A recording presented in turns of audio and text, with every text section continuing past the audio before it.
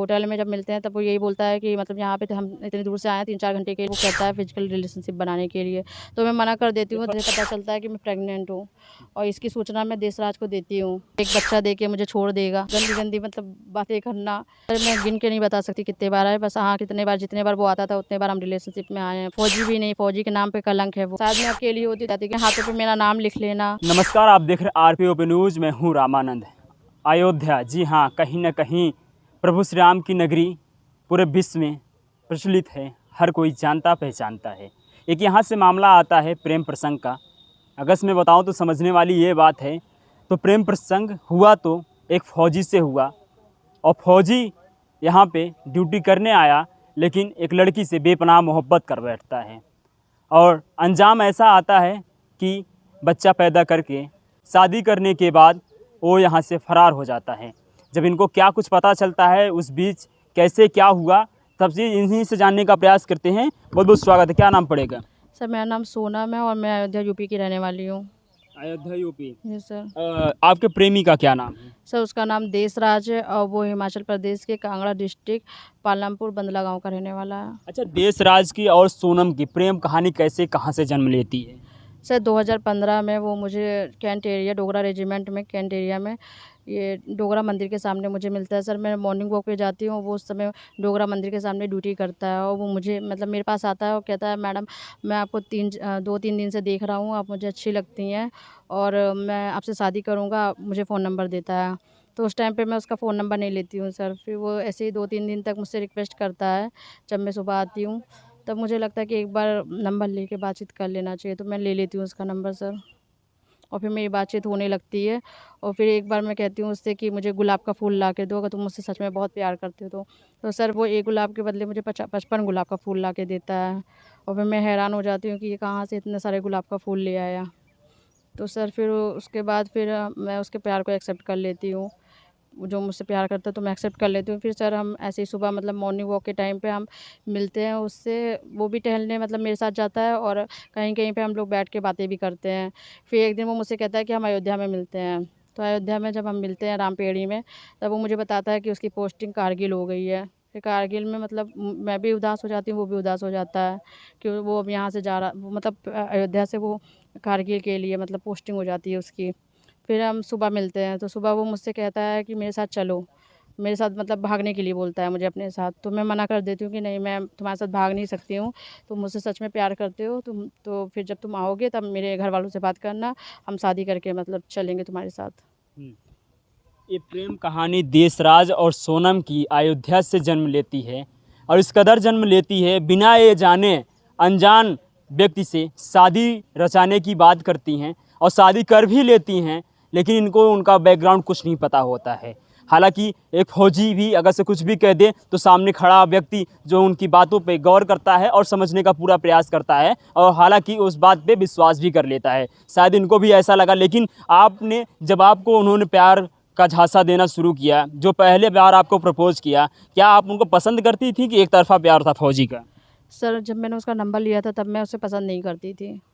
तब मैंने सिर्फ उससे बात करके करना चाहा था कि है कैसे, उसको समझना चाहा था मैंने। अच्छा, यानी जब इन्होंने नंबर लिया तो केवल ये भी चाहती थी कि बस टाइम पास ऐसे थोड़ा बहुत चले, उसके बाद ये अपने चले जाएं, हम अपने चले जाएं? नहीं सर, मैं टाइम पास नहीं कर रही थी।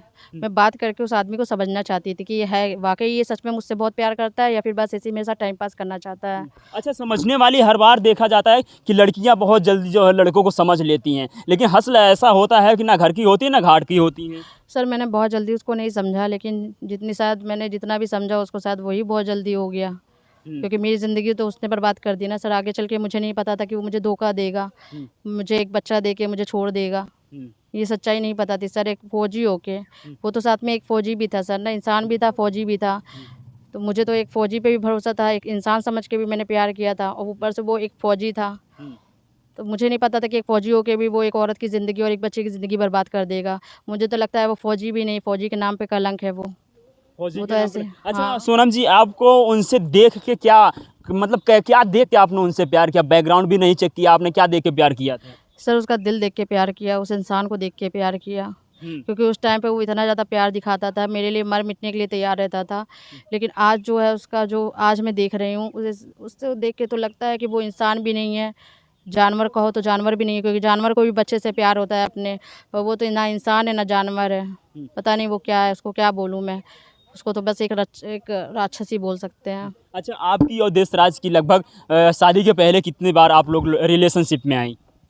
सर मैं गिन के नहीं बता सकती कितने बार आए, बस हाँ कितने बार, जितने बार वो आता था उतने बार हम रिलेशनशिप में आए हैं, फिजिकल रिलेशनशिप में सर। जब वो मतलब 6-7 महीने बाद वो कारगिल से जब मेरे पास आता है तब हम होटल में मिलते हैं उससे, और होटल में जब मिलते हैं तब वो यही बोलता है कि मतलब यहाँ पे तो हम इतनी दूर से आए हैं, 3-4 घंटे के लिए हम यहाँ पे मिलेंगे। तो वो फिर होटल के रूम में मुझे मतलब हम जाते हैं, तब वो कहता है फिजिकल रिलेशनशिप बनाने के लिए, तो मैं मना कर देती ये हूँ फर्स्ट तब। टाइम होता है कि सेकंड टाइम? फर्स्ट टाइम हम वहाँ मिलते हैं ना सर, अयोध्या में, मतलब ये फर्स्ट टाइम रहता है फिजिकल अच्छा। रिलेशनशिप का, जब वो 6-7 महीने बाद कारगिल से आता है। तो सर मैं मना करती हूँ कि नहीं, मैं ऐसे रिश्ते में, मतलब अभी हमारी शादी नहीं हुई है, इसको हम अभी नहीं कर सकते हैं, जब शादी हो जाएगी तब हम करेंगे। तब वो कहता है कि मेरी मांग भर देता है और मुझे एक मंगलसूत्र पहना देता है, कहता है अब हमारी भगवान की नज़र में शादी हो गई है और अब हम समाज की नज़र में भी जल्दी शादी कर लेंगे। तो सर फिर वो मतलब फिर उस दिन हमारे बीच में वो रिश्ता बनता है शादीशुदा वाला, फिजिकल रिलेशनशिप। अच्छा, ये चीज़ें जब यहाँ तक बढ़ जाती हैं, आप रिलेशनशिप में आ जाती हैं, एक बंद कमरे में आप दोनों शादी कर लेते हैं, लेकिन आपने अपने परिवार के यानी अपने माँ बाप के विषय में एक बार भी नहीं सोचा कि जिन्होंने मुझे पाल पोस के इतना बड़ा कर दिया है, एक बार उनकी जो है कि रजामंदी नहीं पूछी आपने? सर उस टाइम पे तो मैं मतलब बहुत प्यार कर बैठी थी, लेकिन हाँ मैंने शादी भी की है अपने माँ बाप की, मतलब अपनी मम्मी अपने परिवार की सहमति से शादी भी की कैसे है आपने सर। इसके क्या कुछ मनाया होगा? घर वालों कैसे जाके बताया आपने? सर मैं मतलब जब वो दोबारा आता है कारगिल से, तब मतलब वो मेरे घर वालों से मिलता है, मेरी मम्मी से और मेरी भाभी से मिलता है वो, और वो मेरी भाभी और मेरी मम्मी कहती हैं कि भैया तुम अपने घर वालों से नहीं मिलवाओगे, तो वो कहता है कि हाँ मिलवाएंगे, जल्दी मिलवा देंगे हम। और कहता है मम्मी जी मैं सोनम से बहुत प्यार करता हूँ, मैं इसके लिए मतलब सब कुछ करने के लिए तैयार हूँ। तो मुझे घर वाले फिर कहते हैं कि तुम अपने घर वालों से मिलवाओ, तो कहता है हाँ मिलवा दूंगा मैं। तो उस टाइम पे तो वो यही कहता है कि मिलवा दूंगा।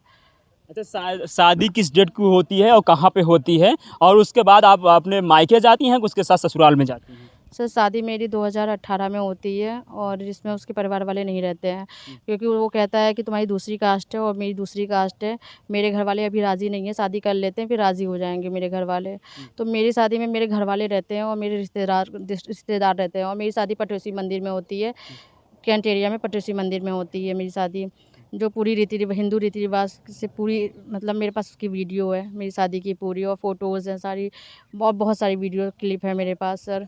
उसके बाद फिर जब शादी हो जाती है हमारी, तो हम लखनऊ जाते हैं, लखनऊ में वो मुझसे कहता है शराब पीने के लिए, तो मैं शराब के लिए जब मना कर देती हूँ सर, तो वो मेरे पर हाथ उठाने लगता है, मुझे देता है शराब तो मैं फेंक देती हूँ उसको, तो उसको गुस्सा आ जाता है, वो मुझे मारने लगता है फिर, और मार पिटाई इतनी ज़्यादा होती है कि मैं मजबूर होती हूँ, अपने घर वालों को नहीं बता सकती, ना ही मैं पुलिस की मदद ले सकती थी, क्योंकि मेरी नई नई शादी थी और मैं नहीं चाहती थी कि मेरे घर वालों की बेइज्जती हो, बदनामी हो, क्योंकि शादी मेरी मर्ज़ी से होती है और मेरे घर वाले मेरी वजह से शादी करते हैं सर, इसलिए नहीं बताती मैं अपने घर वालों को। ये लगभग ये जो शादी के कितने दिन बाद ये तमाम चीज़ें होती हैं, आपसे झगड़ना लड़ना शुरू हो जाता है?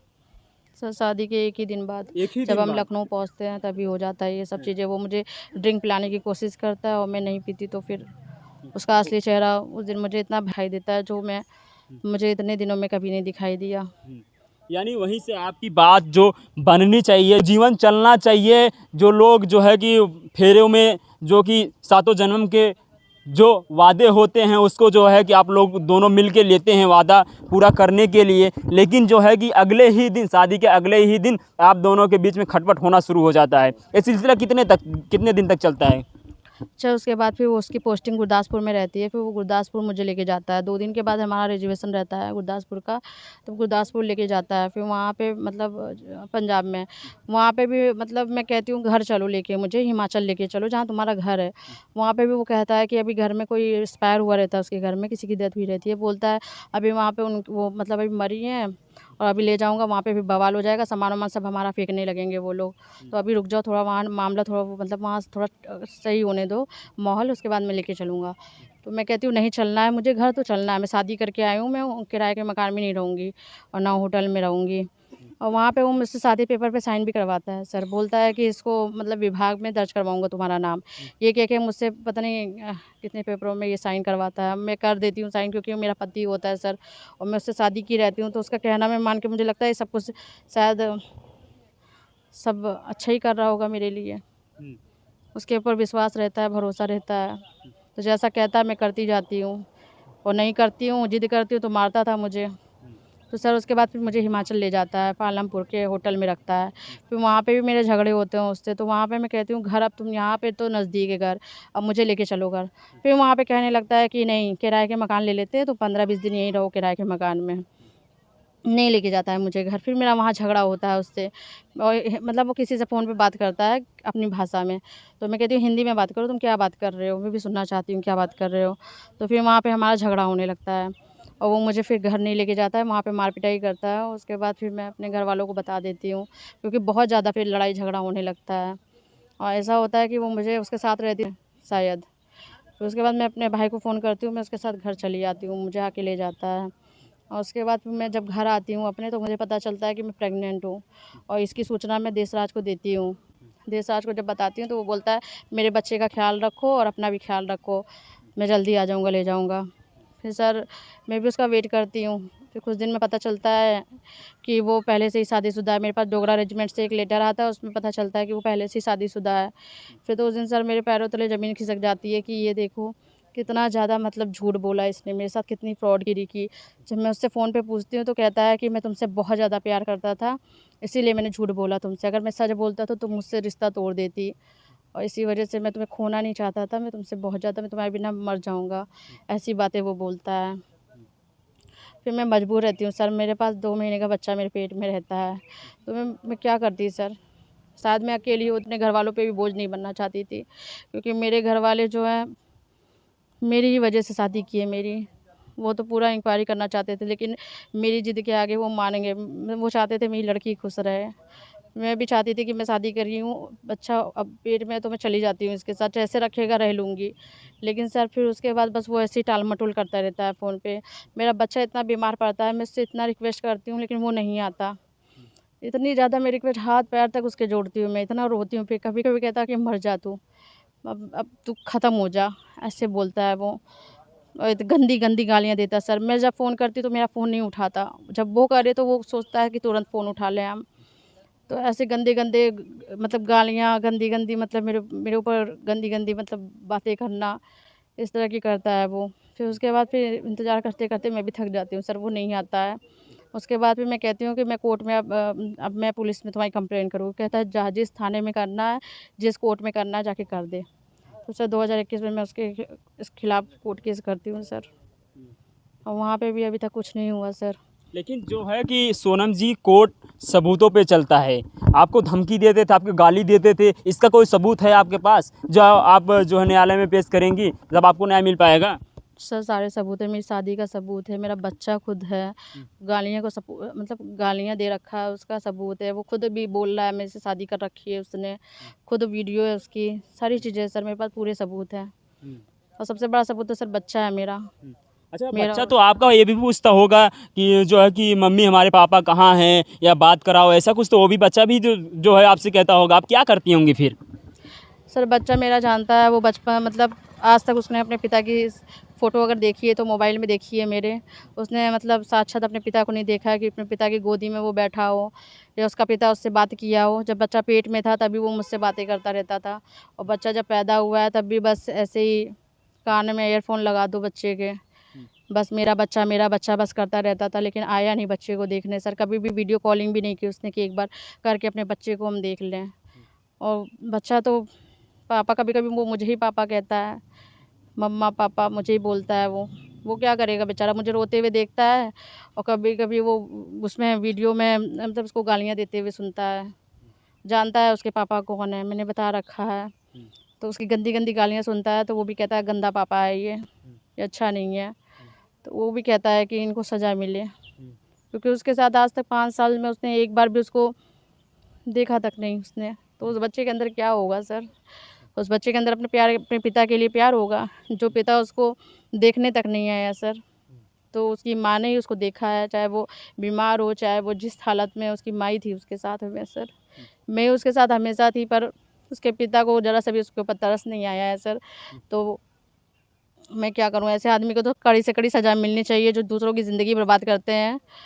सख्त से सख्त सज़ा मिले और मेरे बच्चे को न्याय मिले, क्योंकि मेरे बच्चे की क्या गलती है सर? उसकी क्या गलती है? चलिए मेरी थोड़ी गलती है, पर मेरे बच्चे की कोई गलती नहीं है। उसको तो इंसाफ़ मिलना चाहिए ना, पूरा इंसाफ़ जो उसका हक़ है वो मिलना चाहिए उसको। जो वो 5 साल तक अपने पिता के बिना रहा है, उसको पिता का सुख मिलना चाहिए ना सर। जिसने ये गलत काम किया उसको कड़ी से कड़ी सज़ा मिलनी चाहिए सर, बस मेरा यही आग्रह है पूरी देश की जनता से।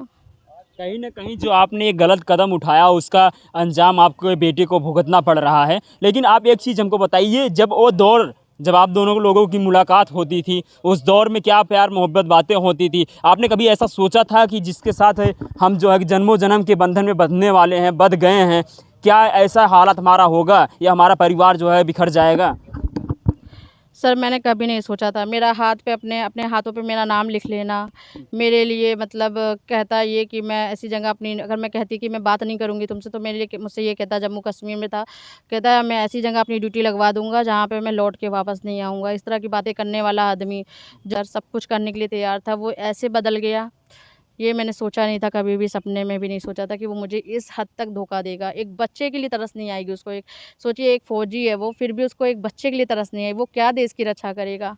जैसे अपने बीवी बच्चे के साथ इतना गलत किया हो सर, एक मासूम बच्चे के साथ गलत किया हो, वो क्या देश की रक्षा करेगा? ऐसे आदमियों को तो मतलब कड़ी से कड़ी सज़ा मिलनी चाहिए सर। और उसका नाम सर देशराज है, हिमाचल प्रदेश का रहने वाला अच्छा, है। याद आती है देशराज की याद आती है तो क्या करती हैं आप फिर? सर अभी मुझे बस इतना है, जब याद आती थी, जब रोती थी, तड़पती थी दिल तब पर अभी जो मुझे करना है वो सर उसको सज़ा दिलानी है और अपने बच्चे का हक़ लेना है, क्योंकि 5 साल सर बहुत होते हैं। 5 साल में इंसान के साथ बस 5 साल में रोई हूँ केवल, और अभी भी रो रही हूँ सर। जब मेरा बच्चा कुछ माँगता है कि मम्मा ये दिला दो मुझे, मैं नहीं दिला पाती उसको सर। किस लिए? सिर्फ़ पैसे की वजह से। कोर्ट कचहरी जाती हूँ, महीने में मेरा 5-6 बार 6-7 बार तो कोर्ट कचहरी के चक्कर लगते हैं। बार-बार मैं हमेशा जाती हूँ, हर पेशी पे जाती हूँ, मेरी एक भी पेशी नहीं होती जो मैंने छोड़ी हो आज तक। पर उस आदमी ने एक पेशी तक पे नहीं आता, वो आदमी बस वकील कर रखा है उसने।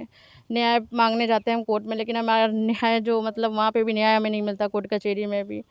अभी सरकार से क्या कहना चाहते हैं? अपने बेटे की हक़ के लिए क्या कहना चाहेंगे? मैं बस यही अपने सीएम योगी से यही निवेदन करना चाहती हूँ कि सर प्लीज़, अगर ये वीडियो आप तक पहुँचता है तो प्लीज़ सर इस पे कड़ी से कड़ी कार्रवाई करिए और देश राज के खिलाफ कड़ी से कड़ी कार्रवाई हो, कड़ी से कड़ी सज़ा मिले, जिसने एक बच्चे की ज़िंदगी बर्बाद कर दी, एक शादीशुदा होते हुए भी दूसरी शादी की, और एक छोटे बच्चे की और मेरी ज़िंदगी ख़राब करके रख दी, एक फ़ौजी होके सर।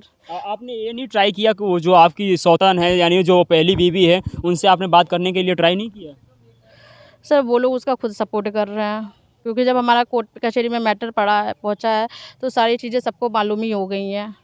चाहे वो मेरे घर में हो, चाहे वो उसके घर में हो, सबको सब कुछ पता है। उसकी फैमिली पूरा उसका सपोर्ट कर रही है सर, चाहे उसके बीवी बच्चे हों, चाहे उसका भाई हो, कोई भी हो, सब उसका सपोर्ट कर रहे हैं, पूरे गाँव वाले उसके। अच्छा, लगातार ये भी देखा जा रहा है कि लड़के की मुलाकात लड़की से होती है और शादी तक बंधन बन जाते हैं एक ही 2-4 दिन में। इंस्टाग्राम, फेसबुक पे भी जो है कि प्यार हो जाता है साहब। लेकिन इनकी जो है कि वाक करते हुए जो है इनके प्यार मोहब्बत बढ़े और शादी करने के बाद ये अंजाम हुआ। अगर से ऐसे और भी लड़की किसी से प्यार करती हों तो उनके लिए क्या कहना चाहेंगी? उनके लिए तो मैं यही सबसे पहले कहना चाहूँगी कि प्लीज़ बहनों, आप ऐसा काम मत करो। सबसे पहले तो आप अपनी पढ़ाई करो पूरी, खुद के पैरों पे खड़ी हो, क्योंकि वो ज़्यादा ज़रूरी है। उसके बाद अगर प्यार होता भी है तो उसके लड़के के घर वाले राज़ी हों, लड़का राज़ी हो, होने से कुछ नहीं होता। वो अपने घर वालों को भी राज़ी करेगा और आपके घर वाले भी राज़ी हों, तब आप शादी करो, और करना तो कोर्ट मैरिज और अरेंज मैरिज दोनों ही करना। नहीं तो अगर वो मना करे चीज़ों को तो फिर उसको छोड़ दो। सोनम जी हैं और देशराज फौजी की प्रेम कहानी अयोध्या से इस कदर बढ़ती है और कहीं ना कहीं अंजाम ऐसा हो गया है कि एक बच्चे को लेके जगह जगह पे न्याय मांग रही हैं। आप क्या कहेंगे इस स्टोरी को देख के? अपनी प्रतिक्रिया जरूर दीजिएगा। तो फिर से वायरल खबर के साथ, तब तक के लिए जय हिंद, जय भारत।